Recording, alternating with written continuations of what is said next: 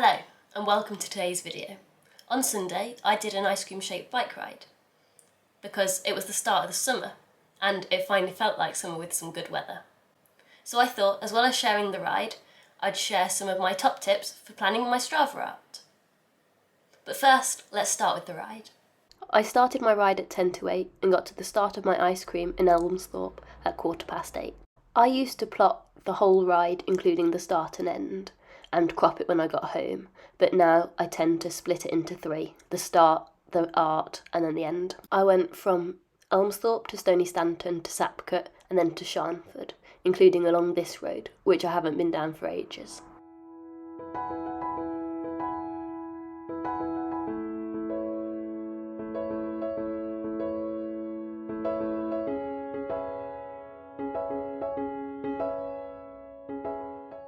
I was a bit worried about crossing the A5 here, because I've never crossed at this point before, but it wasn't very busy at this time in the morning, and there was also a cycle path crossing if I wanted to cross each bit separately.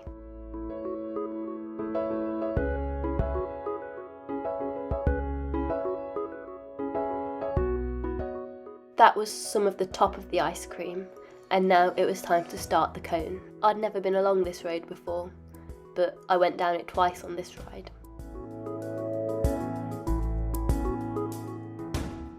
The cone went from Whitestone to Brinklow, but I didn't film any of that because I got overtaken by a group of riders and tagged on the back of them.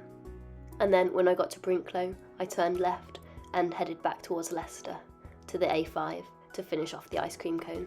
I then zigzagged around some of Nuneaton for some more of the ice cream.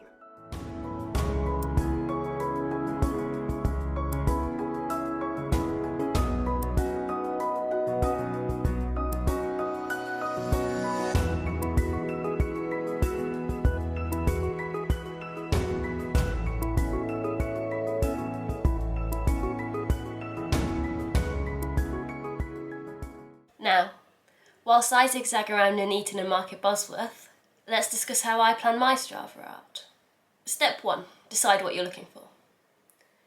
That's why I usually stick to themed routes, like reindeers for Christmas, bunnies and chicks for Easter, love hearts for Valentine's Day, and pumpkins, witches and ghosts for Halloween.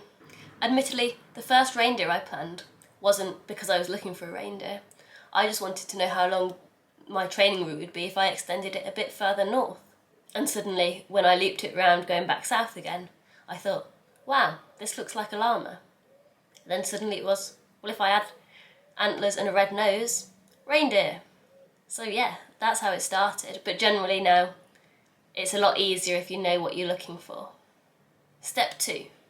Decide your location, scale and baselines. Basically looking for either your diagonals or your horizontals on the map. Apart from the Angel in Rochdale, all my other routes have been on roads around Leicester, on routes that I know relatively well. It's also worth deciding whether you want to use an urban area or a rural area. Rural routes are generally more limited in that if you get to a village there might be 1 or 2 or 3 roads out of it, rather than zigzagging around a town. So for example, my witch, I stayed south of Leicester, but kind of went into Leicester for the hat. Whereas my Easter bunny, I did the face around the city centre, and then went north of Leicester into the rural areas for the ears. Once you've got some baselines, so for example, the Christmas tree I had the 2 lines going that way, the ice cream I had the 2 lines of the cone going that way and a horizontal across, it becomes a bit easier to look at scale and deciding how long you want your ride to be. Generally my rides are about 50 to 80 miles, including to the start and from the end of the actual art.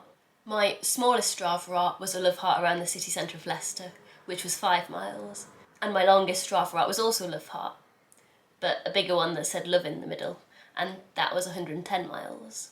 Step 3, linked to the baselines, is get your overall shape. So once I had the 2 lines up like that for the ice cream and the line across, it was just a matter of getting a rough loop around the top for the actual ice cream and then a little shape for a flake or a wafer. The thing about the overall shape is good enough is good enough. You're not going to zoom in enough to be able to see all of the details, so it's the big shape that has the impact. Step 4, fine-tune the details. As I said before about rural areas, there's not going to be much that you can do. In urban areas, you can tweak the details a bit more. One thing I like to do, particularly in the city centre of Leicester, is check Google Street View for one-way streets. Because a lot of them might be one way, but with cycling permitted in the other direction. The other thing is to check for cheeky shortcuts, through a park, a little bike path, that kind of thing. Sometimes it can make a ride a lot better and a lot easier if you want to avoid a certain road, for example, particularly on like busy roads. There might be an equivalent cycle path that is good enough to use and will still create the shape that you want. The sheep had a really nice shortcut through a slightly odd area behind the back of a hospital. It was completely public. The first bunny had a really nice bike path to get the tail shape to work. At this stage, as well as fine-tuning the details, you can optimise the route. I tend to plot the route as I want it to look like first, even if that includes kind of going back on myself, because I think, oh, actually I want to add this here and that there. And then once I've got the shape that I want on the map, I'll go through and find the most efficient way of doing it. The last step is to check the route. I like to check Street View so I know roughly where I'm going and what to expect. If there's any complicated junctions or roads that I'm not quite sure about, I'd want to just have a look at Street View first. There might be roads on Strava Art that I don't ride down regularly because I don't like them that much, but I am comfortable and feel safe riding down on an occasional basis.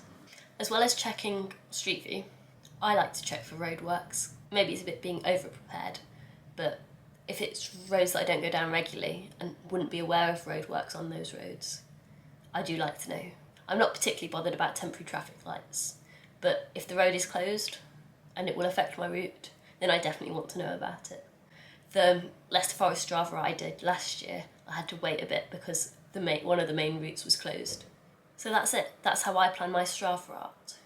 If you want more detail about any of the steps, let me know in the comments or let me know what kind of rides you're planning. Then it's time to sync the route up to my Garmin and Wahoo and get on the road and enjoy the ride.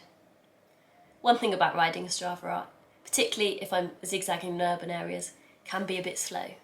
Sometimes I need to reset my expectations of what my average speed will be because I'm spending so much time zigzagging in urban areas. Another thing to note, if you're interested in doing some Strava Art, is I don't stop at cafes. So I'll take a picnic in my handlebar bag. If you wanted to, you could consider adding a cafe stop at any point along your route. I did stop my Garmin and ride the extra mile home to get an extra layer on my Big Love Heart route and then rode back and restarted the Garmin to make the route work fine. So you could plot a cafe stop slightly off route as long as you know where it is and at which point you need to stop your Garmin to make the route work. Now, back to the ice cream, and I was heading towards Shenton to complete the flake part of my ice cream. I had actually planned a Mr. Whippy version of this ice cream route, but I didn't do that because I didn't fancy a long stretch along the A5.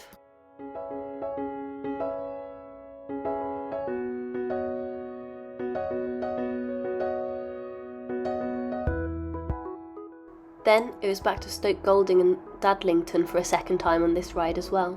You have to kind of get used to going in circles a bit.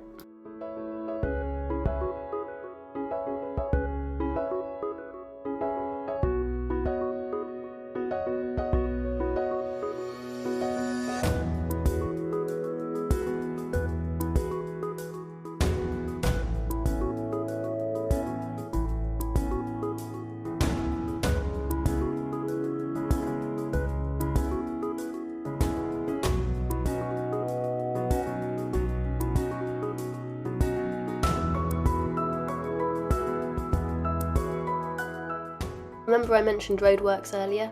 It's these kind of signs that say the road's closed that I won't necessarily see if I don't ride these roads regularly, and that's why I check online for roadworks.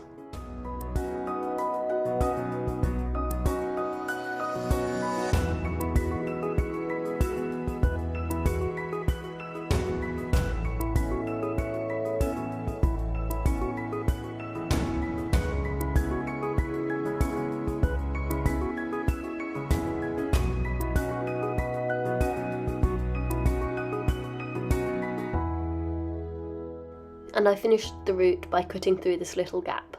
which was a really handy shortcut that made the route work and look good. And then it was time to head home. Thanks for watching, bye!